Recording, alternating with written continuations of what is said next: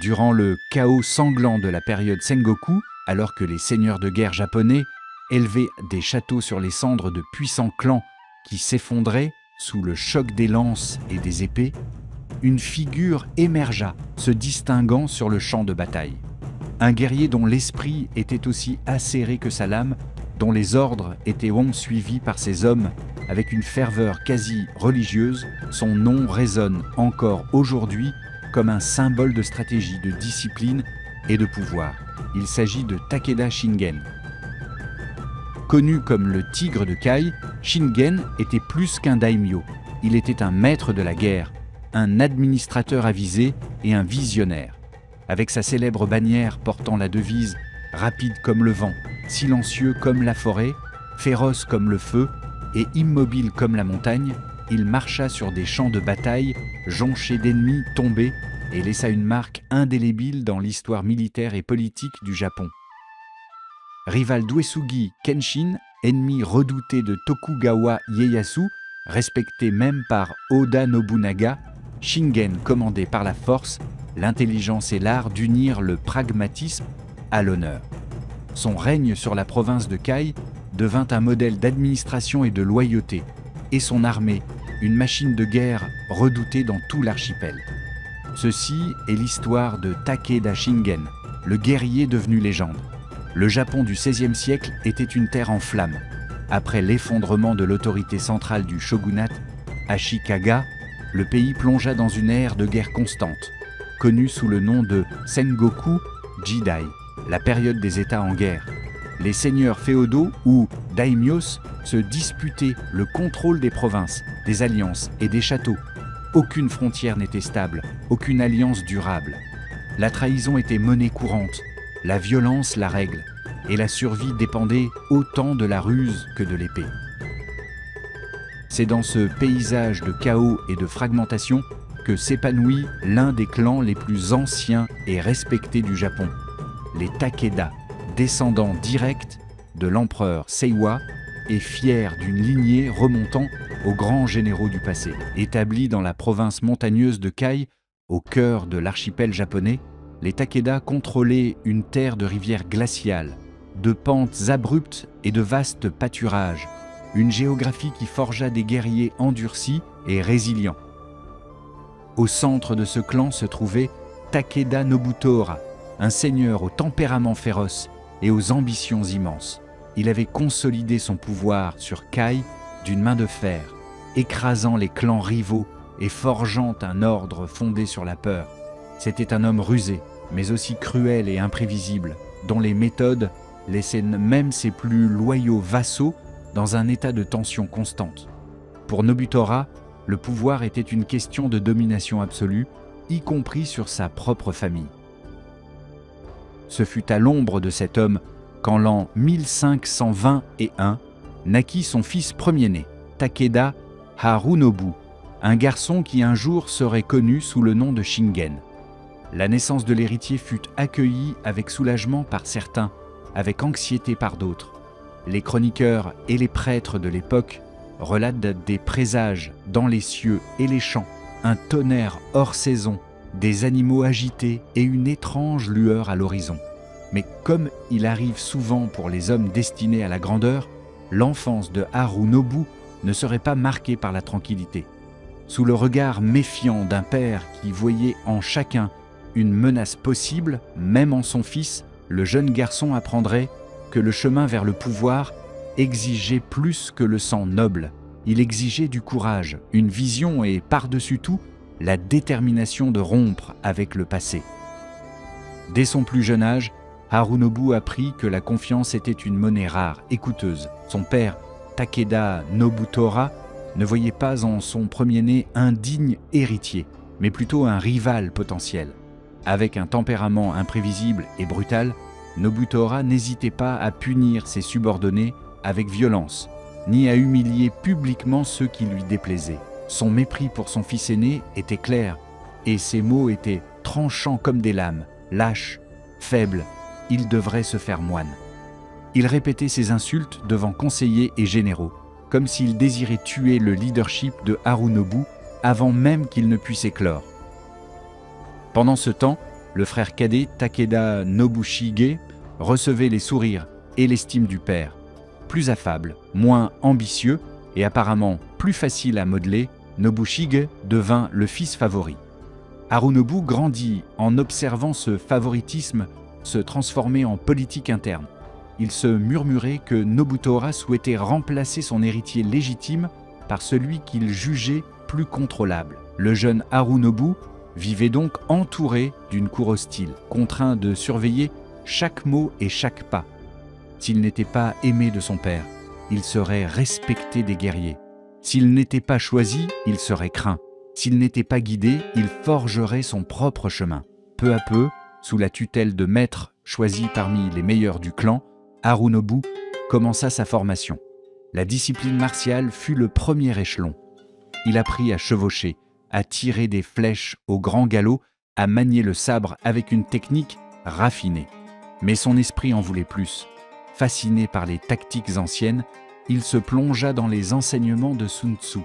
Mais l'esprit d'un chef se construisait sur plus que la guerre.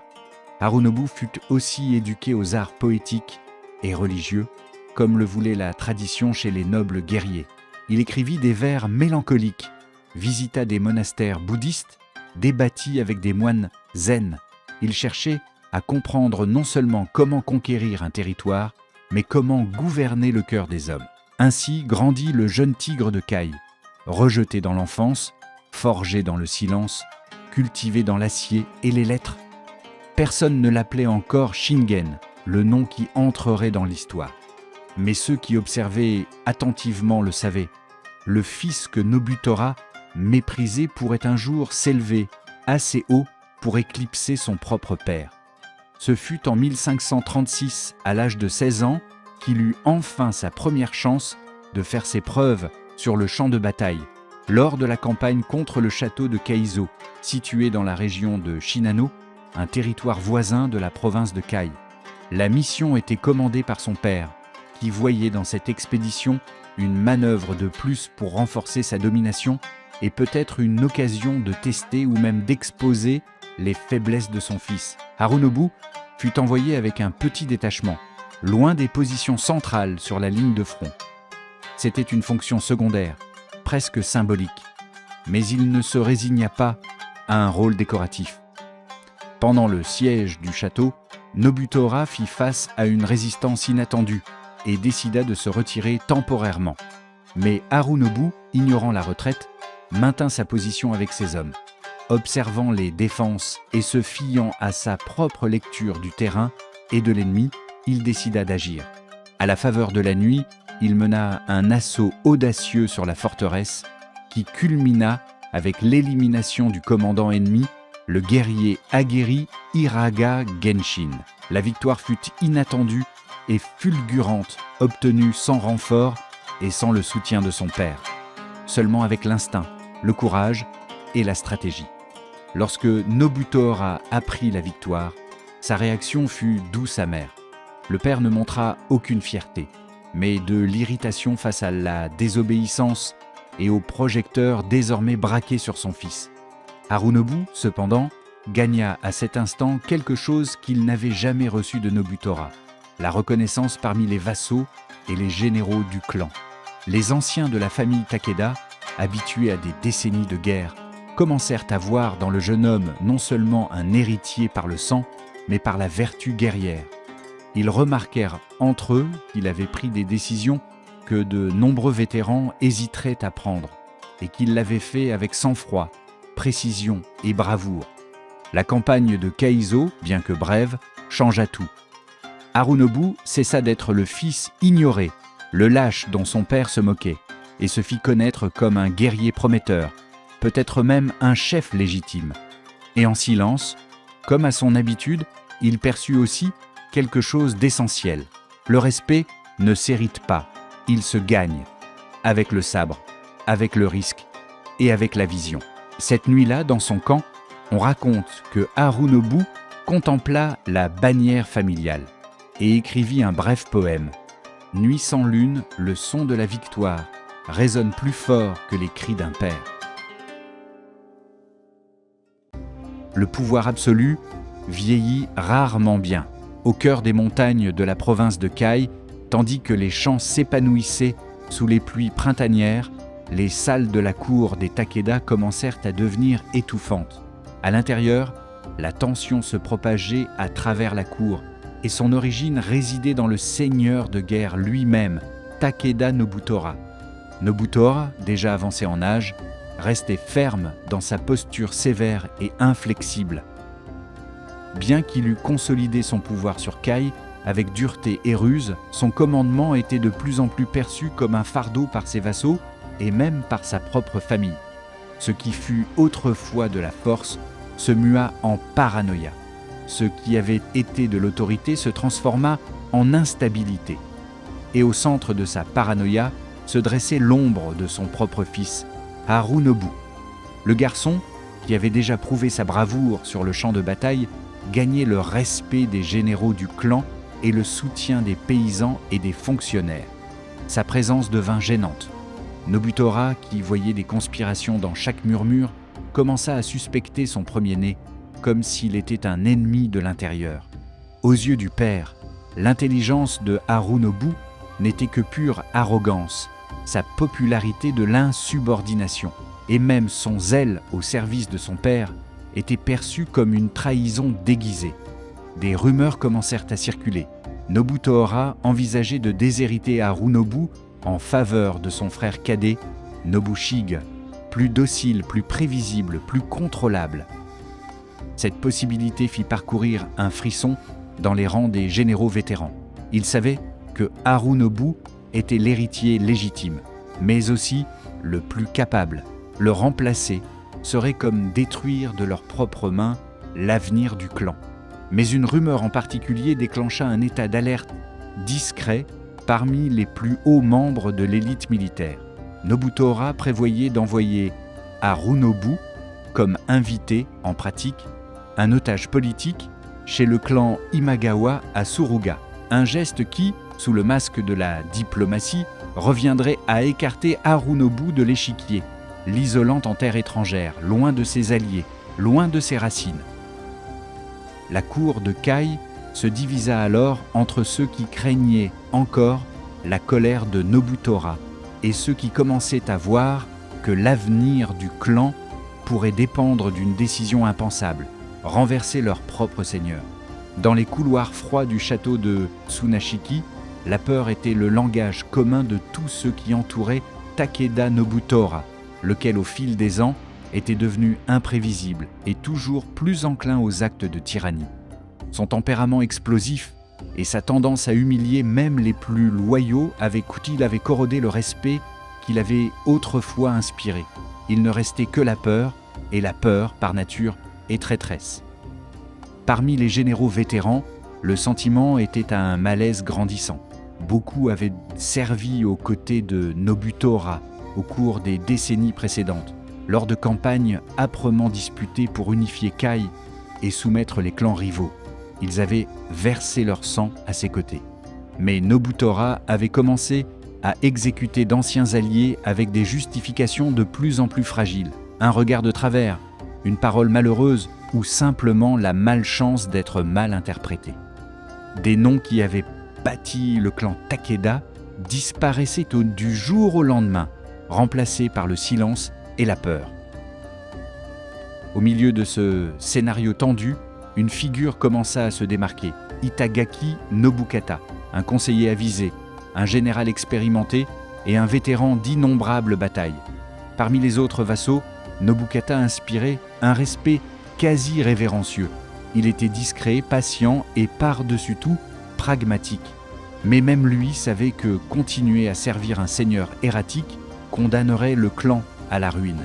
Et il voyait dans le jeune Harunobu un digne héritier par le sang et la promesse d'un nouveau commandement Takeda, plus stable, plus lucide et plus grand.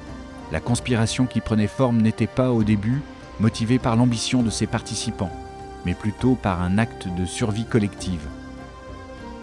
Lors de réunions privées, sous prétexte de dîner officiel ou de cérémonie du thé, les vassaux échangeaient des paroles codées. Un subtil hochement de tête, un silence prolongé, une pause au bon moment, chacun servait à indiquer que la loyauté au nom Takeda ne signifiait plus la loyauté à Nobutora. L'objectif était clair, démettre Nobutora du trône sans effusion de sang en l'envoyant à Suruga sous la protection d'Imagawa Yoshimoto. Une action diplomatique formelle, élégante et définitive. Pendant ce temps, le peuple de la province de Kai, accablé par des impôts arbitraires, des punitions collectives et les caprices du seigneur féodal, accueillait la possibilité d'un changement avec des murmures de soulagement. Les paysans parlaient avec espoir sur les marchés et dans les champs.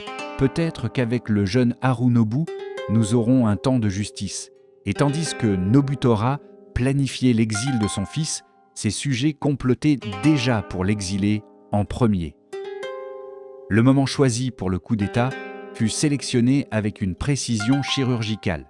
Après son retour d'une campagne militaire contre le clan Suwa, Takeda Nobutora se retrouva vulnérable, loin de son centre de commandement, las et entouré de généraux et de soldats dont les allégeances avaient déjà changé. L'entrée triomphale à Kai, qui aurait dû consolider son autorité, fut en vérité le présage de sa chute. Sous la direction d'Itagaki Nobukata, les vassaux les plus influents agirent avec subtilité. Pendant que Nobutora se reposait de la campagne, ses hommes les plus proches reçurent l'ordre de le préparer pour une mission diplomatique à la cour d'Imagawa Yoshimoto, à Suruga. La justification ? Renforcer les liens entre les deux clans alliés, un geste de respect et de continuité stratégique. Nobutora, confiant et sans se méfier, accepta l'invitation.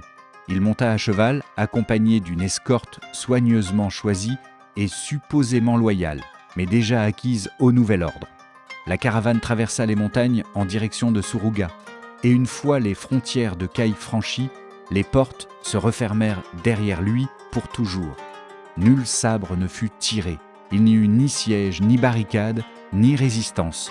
Le transfert de pouvoir fut rapide, précis et quasi invisible aux yeux extérieurs.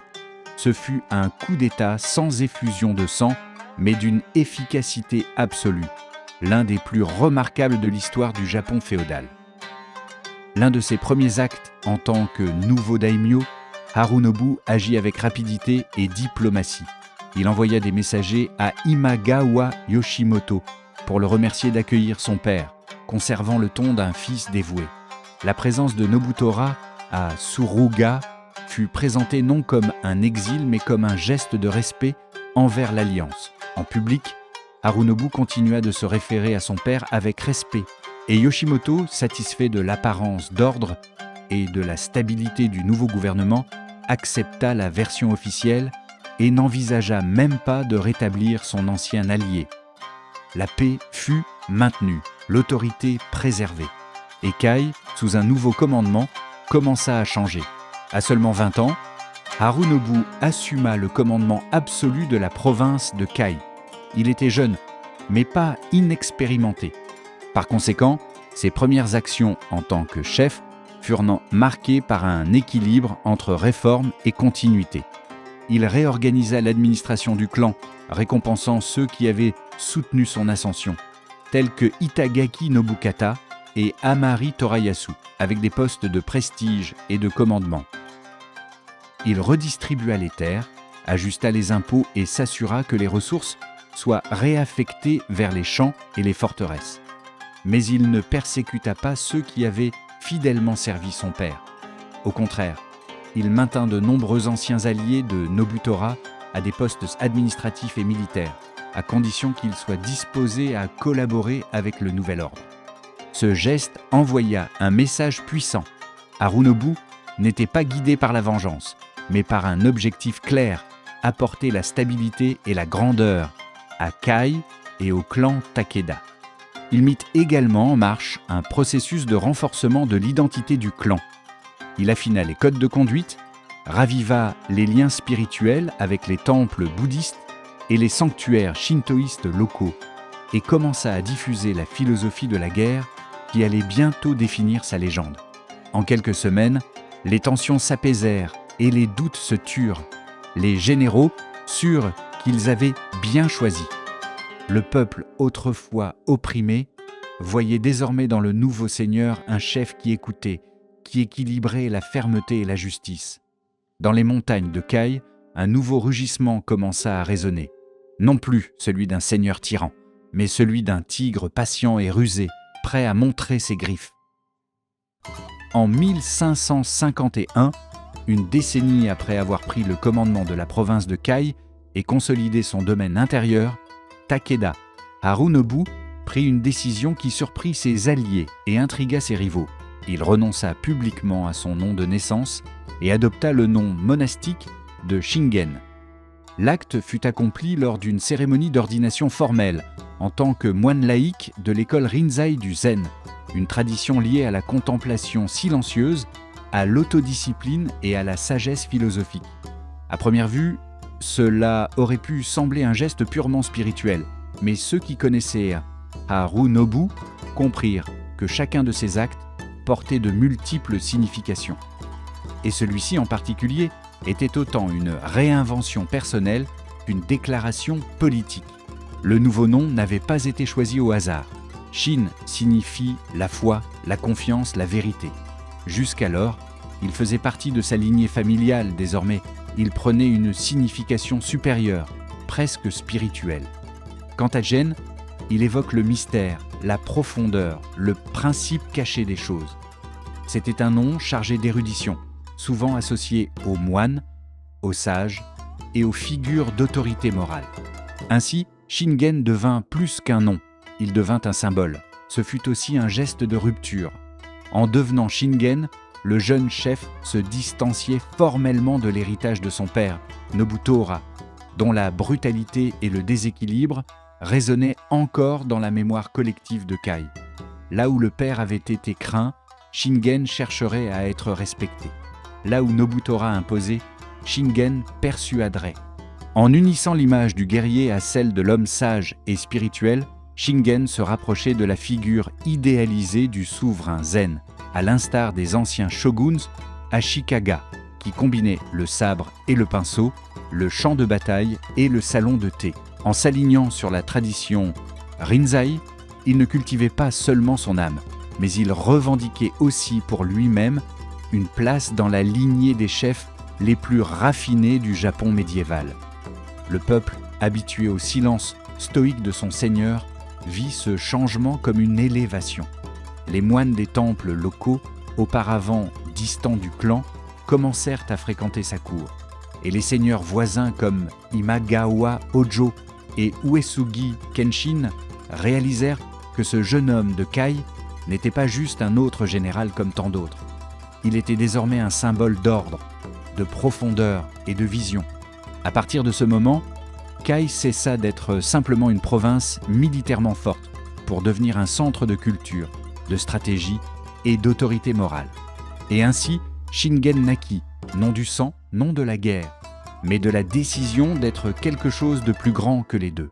Mais avant même de prendre le nom de Shingen, il voyait déjà le paysage géopolitique japonais comme un échiquier fait de sabres et d'alliances.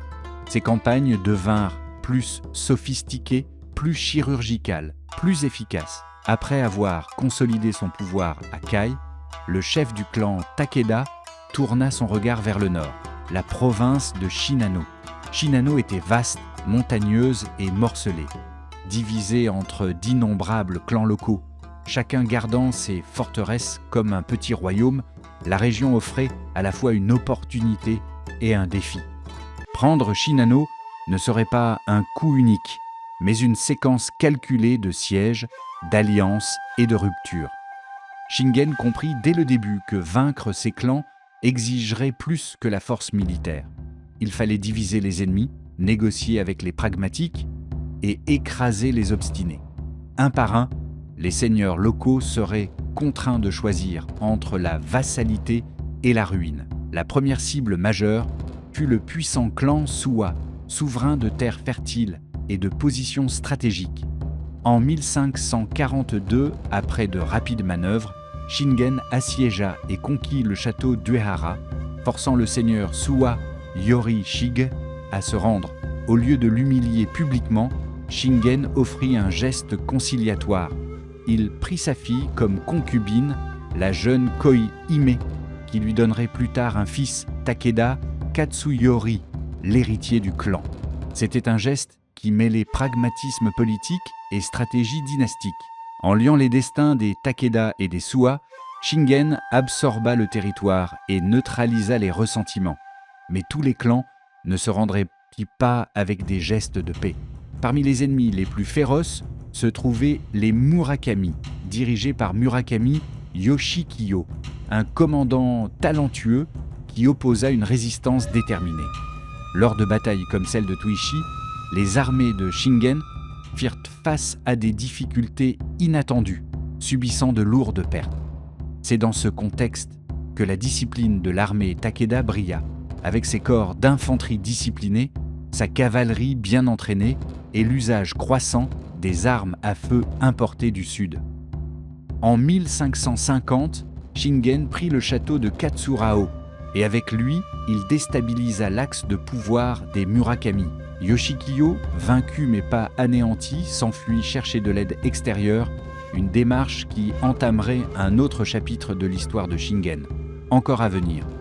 Pendant ce temps, à l'est, un autre clan céda à la force méthodique de Kai, les Ogasawara, seigneurs d'Ueda et de la région centrale de Shinano.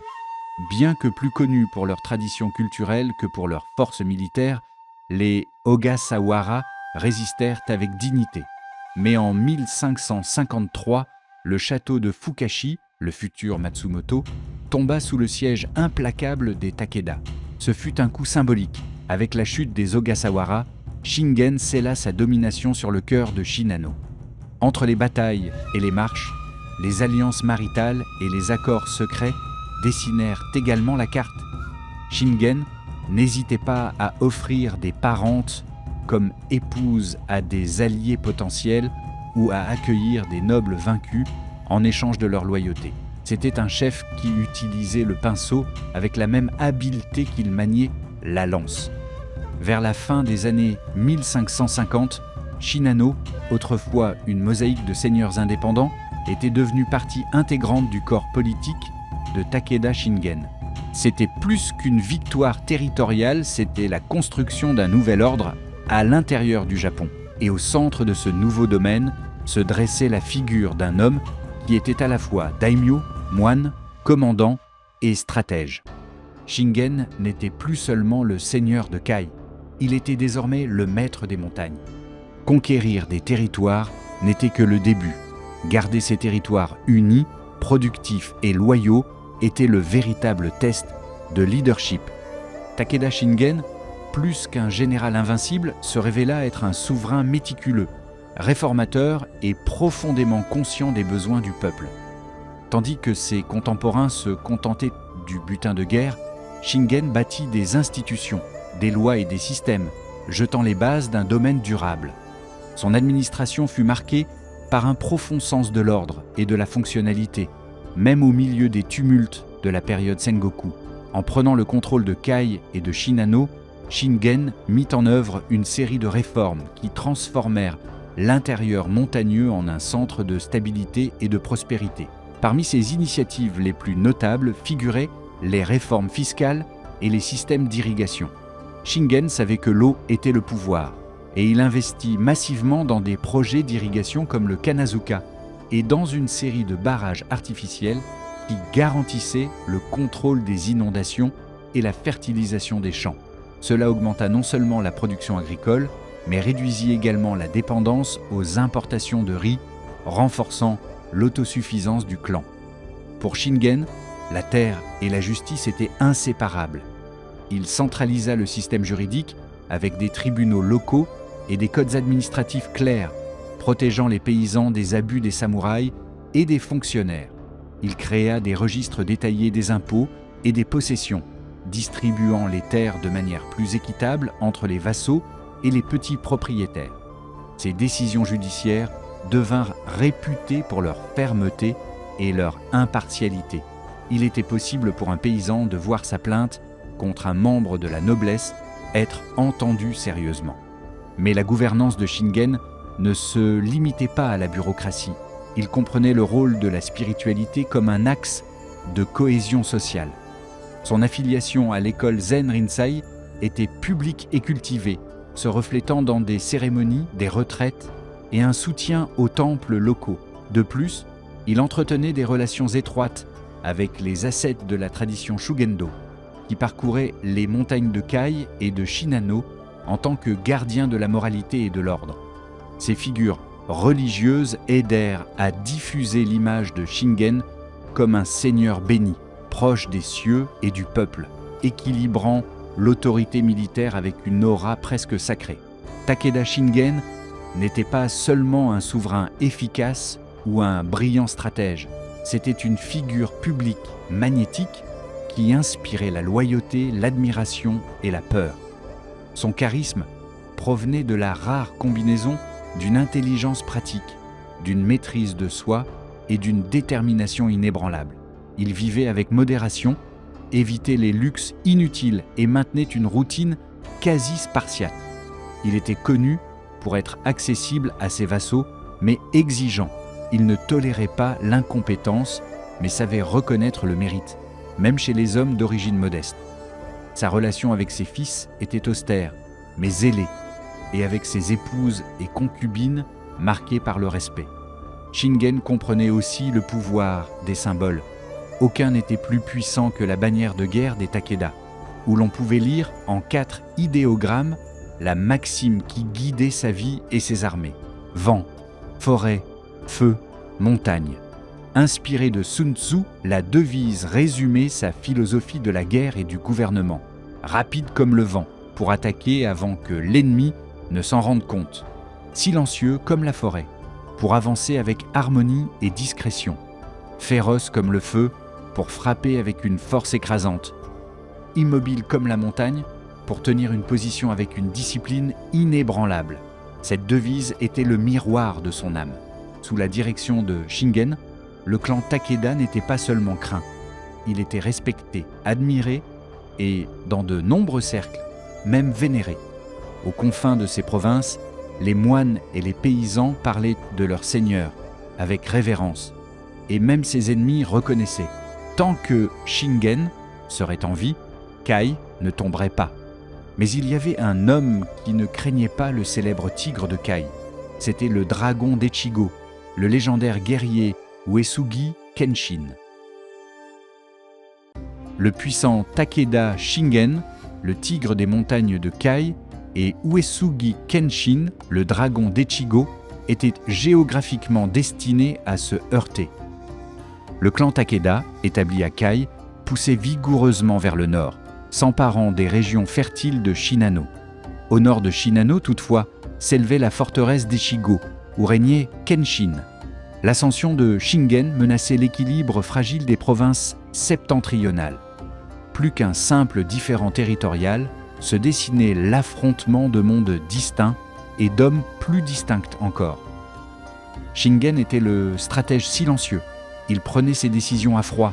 Il savait quand se retirer, quand attendre et quand frapper avec une force dévastatrice. Pour lui, la guerre était avant tout un exercice de logique et de contrôle de l'ennemi et de lui-même. Kenshin, lui, était l'orage soudain, guerrier dévoué à Bishamonten, dieu de la guerre. Il agissait comme le bras d'une justice divine sur la terre. Impulsif, impétueux, presque mystique dans son ardeur, il croyait que son destin était de combattre et que le champ de bataille était le temple où il se purifiait. On le connaissait pour ses charges menées en personne, pour les transes dans lesquelles il entrait avant les campagnes, et pour un charisme quasi religieux auprès de ses soldats. Ces deux titans, porteurs de visions du monde si différentes, ne pouvaient coexister en paix. La collision était inévitable, non par désir personnel, mais parce que l'état même du Japon d'alors les poussait l'un contre l'autre.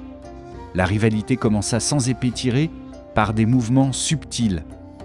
Dans sa campagne pour conquérir Shinano, Shingen affronta et vainquit le clan Murakami, dont le chef, Murakami Yoshikyo, fut contraint à l'exil. Cherchant protection et appui pour se relever, Yoshikyo gagna Echigo et fut accueilli par Kenshin. Ce geste, en apparence humanitaire, portait un poids stratégique. En abritant l'ennemi de Shingen, Kenshin le reconnaissait comme rival direct. Shingen, pour sa part, poursuivait son avance, consolidant son contrôle sur le nord de Shinano. À chaque château pris, ses forces se rapprochaient du territoire d'Echigo. Les montagnes séparant les deux clans devinrent des barrières fragiles comme des portes de papier. Les patrouilles Takeda et les éclaireurs Uesugi franchissaient souvent la frontière. Les routes commerciales commencèrent à se fermer. Les alliés des uns devenaient les cibles des autres. Les provinces voisines observaient avec une inquiétude croissante. Avant même que la première flèche ne soit lâchée, la guerre avait déjà commencé, sur les cartes, dans les alliances et dans les cœurs. Et chacun savait que lorsque Shingen et Kenshin se retrouveraient enfin sur le champ de bataille, il ne s'agirait pas seulement d'une lutte pour des terres, ce serait l'affrontement de deux façons d'être, de deux âmes, de deux dieux de la guerre se regardant dans le miroir de l'histoire. Entre les montagnes rocheuses de Shinano et les vallées profondes d'Echigo s'étendait un plateau ceint de rivières sinueuses et de brumes persistantes, connu sous le nom de Kawanakajima, l'île entre les rivières. Située entre les cours de la rivière Chikuma et de la rivière Sai, cette plaine, en apparence simple et modeste, allait devenir la scène la plus emblématique de la rivalité entre Takeda Shingen et Uesugi Kenshin. Là, entre 1553 et 1564, les deux titans s'affrontèrent à 5 reprises dans des campagnes successives marquées par la tension, des manœuvres complexes, des attaques surprises et un respect mutuel, bien qu'une seule de ces batailles ait donné lieu à un engagement direct et de grande ampleur, toutes portaient le poids symbolique d'une guerre qui était avant tout personnelle et qui modela pourtant le destin de milliers d'hommes. Kawanakajima était un terrain d'épreuve. Il n'y avait ni château à prendre, ni trésor à piller. La valeur stratégique de la région était réelle. Corridor naturel entre Shinano et Echigo, elle représentait un point crucial pour le contrôle des deux provinces. Mais, au fil du temps, elle devint bien plus que cela, un territoire sacré et un échiquier où l'honneur était en jeu. Shingen et Kenshin voyaient Kawanakajima comme un lieu où mesurer leurs forces, tester leurs limites et se défier avec tout ce qu'ils avaient. Aucun ne reculerait, mais aucun ne franchirait la ligne invisible qui séparait le respect de la destruction totale. Les nuits précédant la bataille, les soldats disaient en sentir le sol vibrer de la présence de quelque chose de plus grand que des armées. C'était comme si les dieux de la guerre eux-mêmes veillaient sur ce champ, où deux génies de la stratégie croisaient leur volonté, non pour la gloire, mais parce qu'ils ne pouvaient tout simplement pas faire autrement. Kawanakajima n'appartenait à aucun des deux, mais elle finit par appartenir à l'histoire. En 1561, par un matin de brouillard épais sur les plaines de Kawanakajima, l'histoire du Japon fut témoin de l'un des épisodes les plus intenses et les plus légendaires de son époque féodale, la 4e et la plus sanglante des batailles entre Takeda Shingen et Uesugi Kenshin. À la différence des campagnes précédentes, les deux armées arrivèrent prêtes pour un affrontement décisif. Shingen plaça son armée au sud de la rivière Sai, sur le mont Saijo, tandis que Kenshin se fortifiait au nord, près du château de Kaizu. Le terrain était choisi. Mais cette fois, la partie dépasserait les prudentes manœuvres. Ce seraient des échecs sanglants. Shingen conçut un plan audacieux et sophistiqué. Il diviserait son armée en 2 groupes, tandis que Yamamoto Kansuke, son conseiller militaire le plus aguerri, mènerait une force de frappe pour déborder le flanc ennemi pendant la nuit et descendre du mont Saijo à l'aube. Shingen resterait avec l'arrière-garde en posture défensive, prêt à broyer les hommes de Kenshin dans un mouvement de tenaille.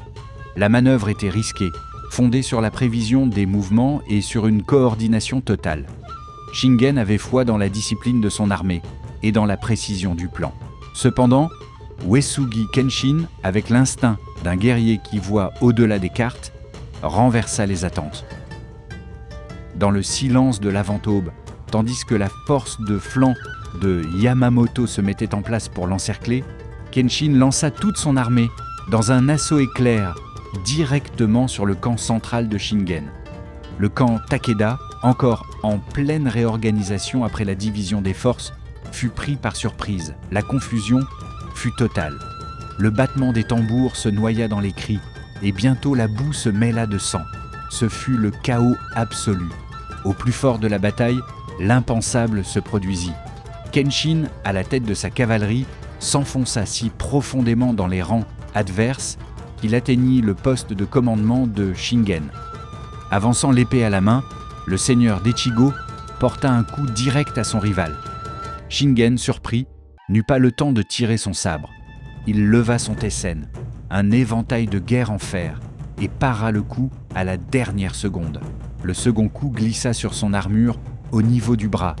La garde personnelle de Shingen se referma sur Kenshin, qui se retira prestement, disparaissant à nouveau dans le tumulte de la bataille. La scène fut brève, mais elle deviendrait une légende vivante, gravée des siècles durant dans les peintures, la tradition orale et les chroniques. Le duel entre le tigre de Kai et le dragon d'Echigo, l'épée contre l'éventail, au cœur du chaos. Malgré la surprise initiale, Shingen parvint à rassembler ses forces. Les hommes de Yamamoto Kansuke, entendant le fracas de la bataille, se hâtèrent de descendre pour intervenir, mais arrivèrent trop tard pour mener à bien l'encerclement. À la tombée du jour, les rives du fleuve étaient couvertes de milliers de corps. On estime que plus de 4000 soldats périrent, y compris des figures importantes des deux côtés. La bataille s'acheva sans vainqueur évident. Kenshin se retira avec honneur. Shingen conserva le terrain, mais tous deux saignaient. Tous deux perdirent beaucoup ce jour-là, mais tous deux survécurent pour devenir des légendes vivantes sur les lèvres du peuple. Une victoire sans gloire, une défaite sans honte, et un match nul qui résonnerait comme le plus digne duel de l'époque Sengoku.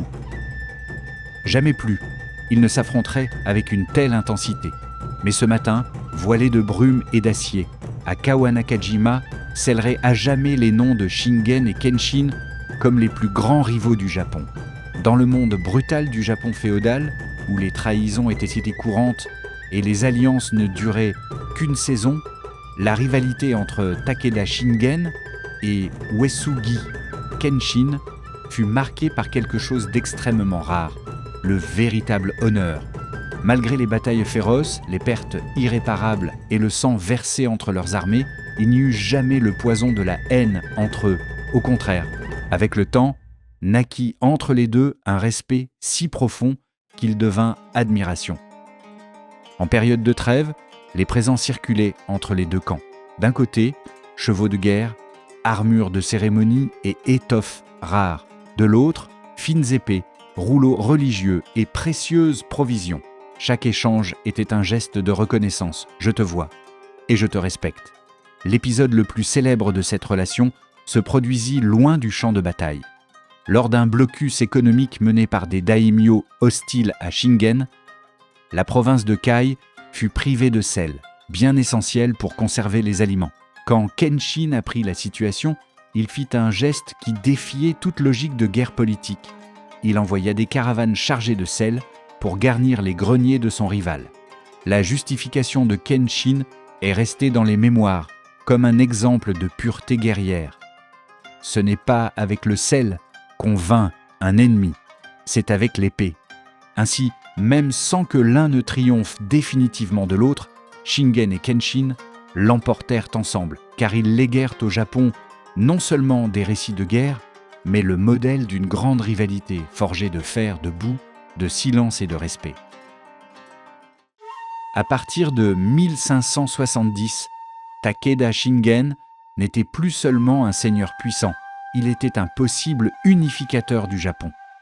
Le tigre de Kai, qui avait dompté les montagnes de Shinano, soumis ses ennemis intérieurs et livré des batailles légendaires contre Uesugi Kenshin, tournait désormais les yeux vers le véritable cœur du pouvoir. Kyoto, l'antique centre impérial et symbole de l'autorité nationale.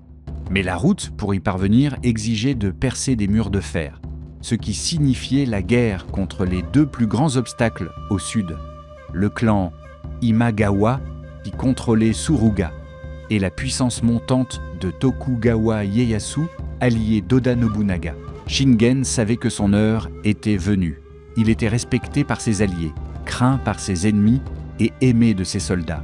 Fort de décennies d'expérience guerrière, du prestige de grandes victoires et de la force d'un clan discipliné et farouche, il estimait que le moment était venu d'accomplir le dessein ultime, atteindre Kyoto et assumer le titre de shogun. La première étape de cette marche impériale fut l'invasion de Suruga en 1568.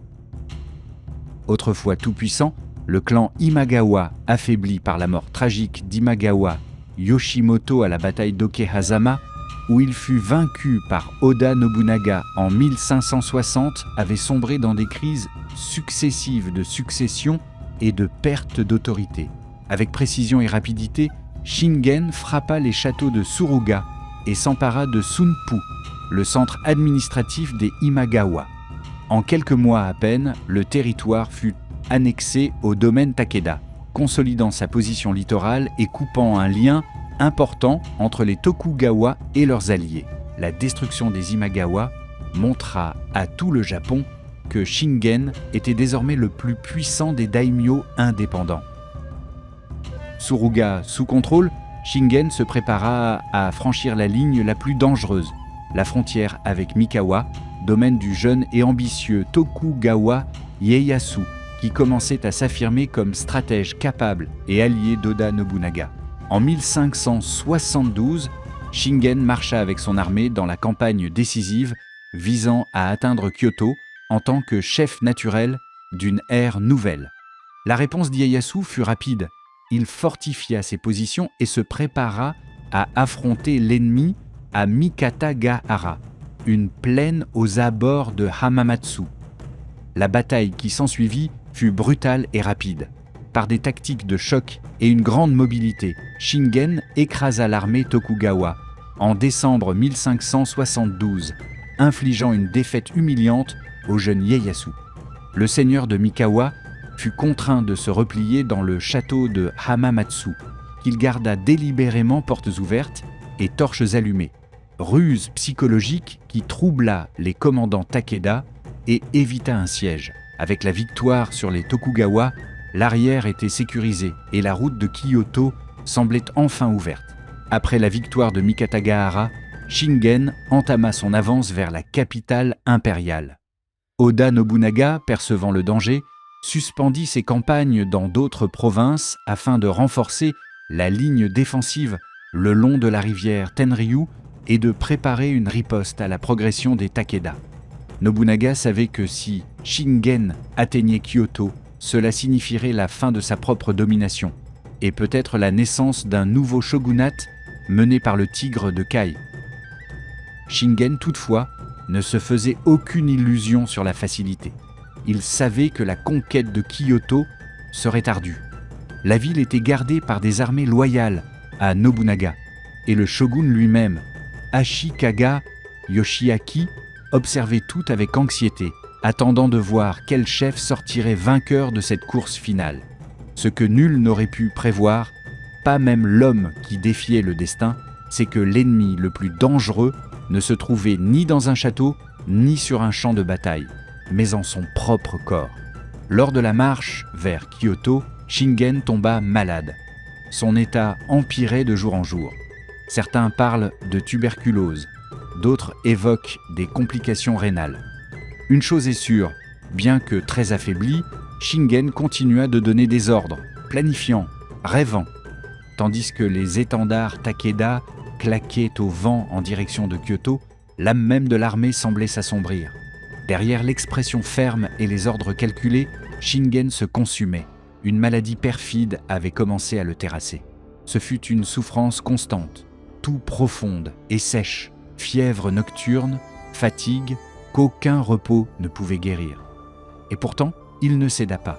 Assis dans son palanquin, dissimulant ses tremblements sous de lourds manteaux, il continua de commander, de planifier, d'insuffler la confiance.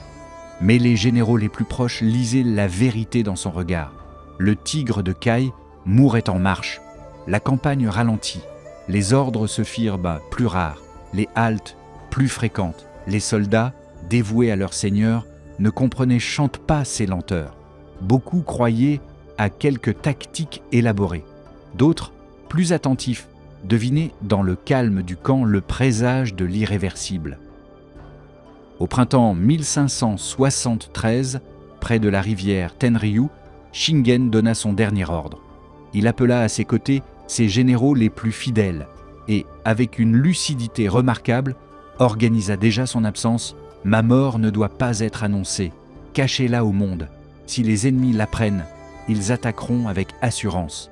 Gardez le silence pendant 3 ans. » La demande fut accueillie avec larmes et tête baissée.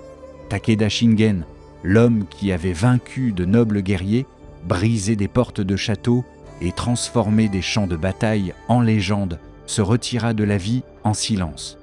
Sa mort fut dissimulée avec maestria. Son corps fut embaumé et ramené à Kai sous déguisement. Des ordres continuaient d'être émis en son nom. Son fils Katsuyori prit peu à peu le commandement, comme s'il n'avait fait qu'exécuter des directives venues de loin. Pendant 3 ans, le monde crut que Shingen vivait encore, que le tigre rôdait toujours dans l'ombre. Cela suffit à contenir les ennemis, craintifs d'une frappe féroce. Ce fut le dernier tour d'un maître stratège, faire de sa propre mort une pièce de plus sur l'échiquier de la guerre. Takeda Katsuyori, né de la concubine Koi-hime, était brave et déterminé, mais il n'avait ni l'aura de commandement ni le talent stratégique de son père. Il prit le contrôle de Kai dans un climat de tension, cerné de rivaux vigilants et de vassaux encore liés à l'ombre de Shingen. L'offensive Takeda continua un temps, mais la discipline commença à se déliter. Les alliés hésitaient, les subordonnés contestaient ses ordres. L'unité qui avait fait du clan une machine de guerre irrésistible se fissurait. Le coup final vint en 1575, à la bataille de Nagashino, lorsque Katsuyori défia Tokugawa Ieyasu et Oda Nobunaga pour tenter de conserver la domination sur Mikawa. Le résultat fut dévastateur. Nobunaga, employant une ligne de soldats armés d'arquebuses, décima la cavalerie Takeda, jusqu'alors considérée comme invincible.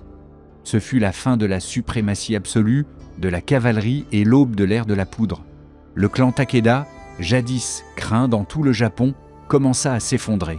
En moins d'une décennie, il disparaîtrait de la scène politique, absorbé par les forces que Shingen avait naguère presque soumises. Le fils ne put porter l'héritage écrasant de son père.